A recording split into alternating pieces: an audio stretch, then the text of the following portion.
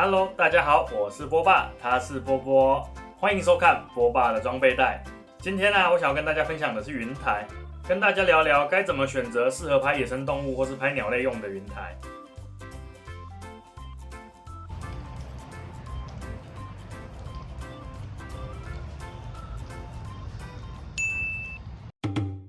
拍攝野生動物時，請記得不逼迫、不餵食、不干擾。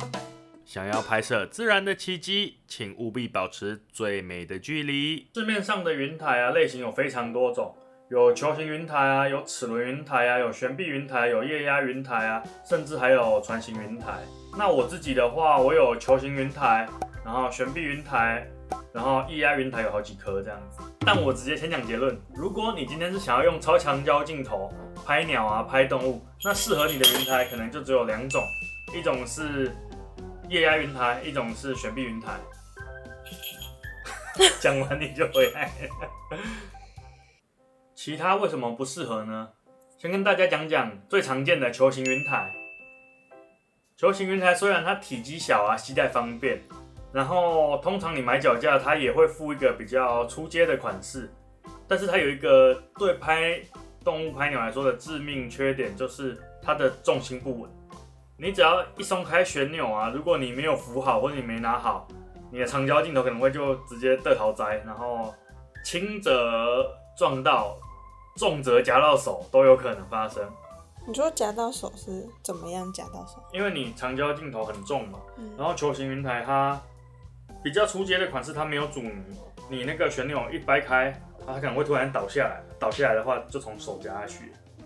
這個是有發生過的，然後更大的可能是你直接整組腳架倒掉，或者是就炸相機這樣。再來是球形雲台，它沒有辦法平移。如果我們要拍一些飛鳥或是快速移動的鳥的話，你很難維持水平線，然後它又是360度亂轉的，所以相對來說操控難度會比較大。至於齒輪雲台啊，它的精準度很高沒錯，還有那種船型雲台、三項雲台，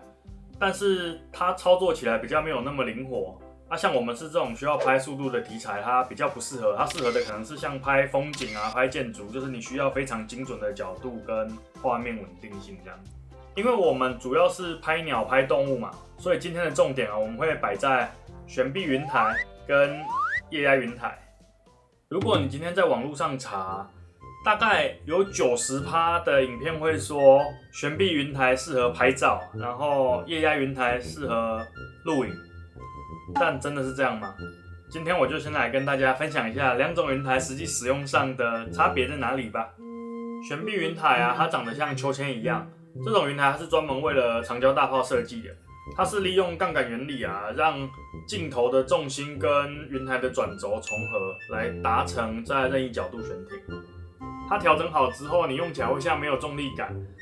它可以讓你的鏡頭不管調到什麼角度，它就停在那邊，然後不會垂頭，用起來非常的滑順，非常的舒服。它的缺點呢，就是它的體積很大，然后它的形狀蠻奇怪的，塞包包很佔空間。然後它的用途也比較單一，就是否超長焦鏡頭，其他的鏡頭基本上應該是用不太到。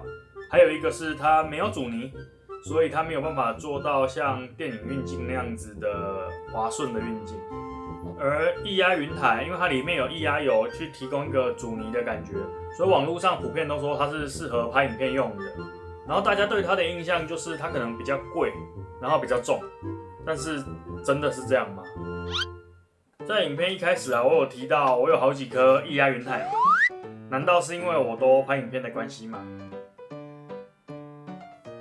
先聲明，我說的是我自己使用下來的使用感受。不一定跟你的感受一樣，如果你的跟我不一樣，那你是對的。在早期啊，網絡上的說法或許是對的，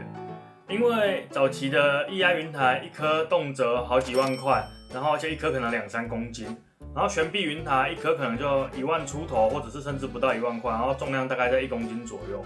但其實像現在我手邊的這幾顆液壓雲台啊，它們的重量也就1公斤上下而已，然後價錢其實也都不到1萬塊，所以已經不存在重量跟價錢的問題了。再來啊，是大家比較在意的任意角度懸停的功能，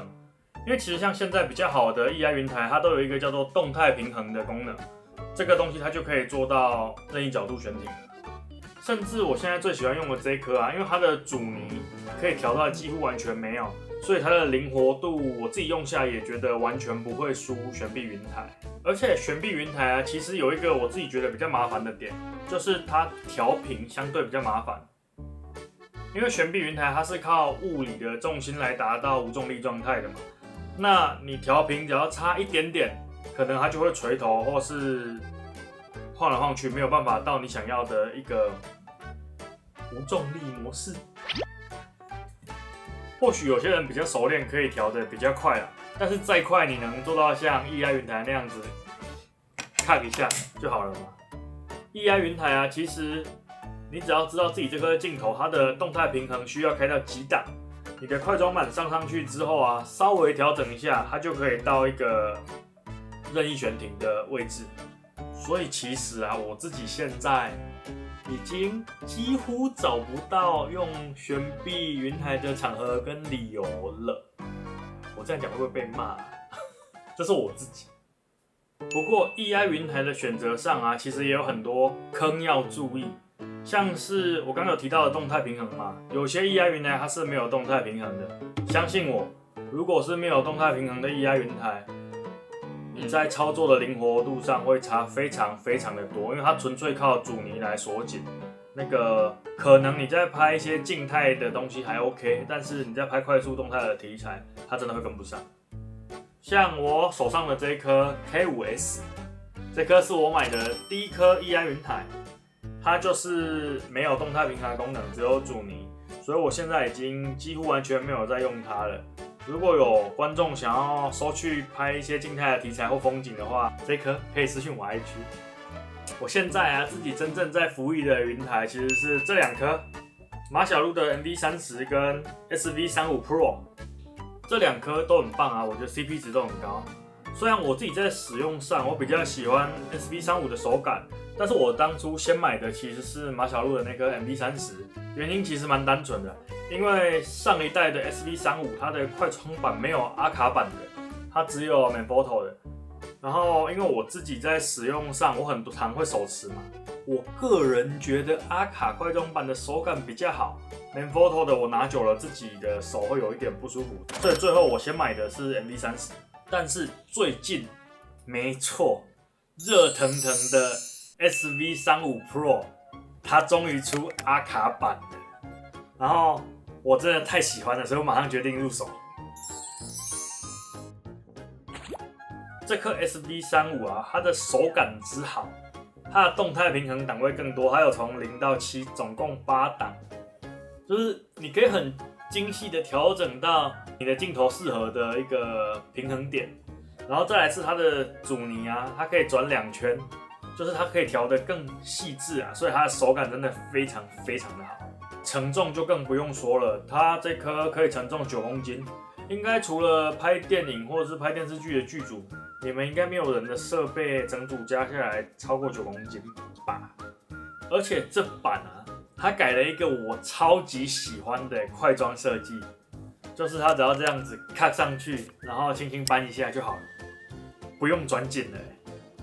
雖然轉緊這個可能只是一件很小的事情，也不太影響使用體驗，但是，哎呀，就是這個差一點點的這個小細節，就會真的讓你感覺太爽了。特別像是啊，如果你去一些比較極端的氣候，可能-20度、-30度那種場所，你如果還要去把它轉緊，其實手會有一點痛，可能不是有點痛，可能會很痛。然後這個扳扣啊，你就不用去轉緊它，你直接戴着手套都可以直接把它扣上。如果有去那種場合拍攝過的，應該可以懂我在說什麼。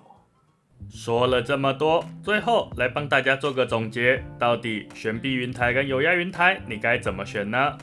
如果你是純拍照，完全不錄影，而且你手上的設備是那種定焦大炮，像是600F4啊、400-2.8這種重量級的器材，平常拍攝也都是定點守候，不需要長途跋涉的，那其實懸臂雲台跟液壓雲台都可以。懸臂有重力的滑順感，液壓有阻尼的穩定感，就看你自己比較喜歡哪一種操作手感。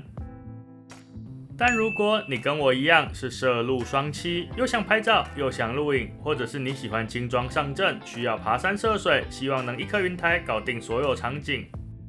甚至是你覺得調頻很麻煩，想要快速進入拍攝狀態的，那我就會強烈建議你試試看帶有動態平衡的液壓雲台，它會打開你對長焦拍攝的新世界，讓你發現原來穩跟快是可以兼得的。當然啦，以上都是我自己的使用體驗，大家在選購雲台還是要以適合自己的為主，適合我不代表適合你。以上就是今天的影片內容。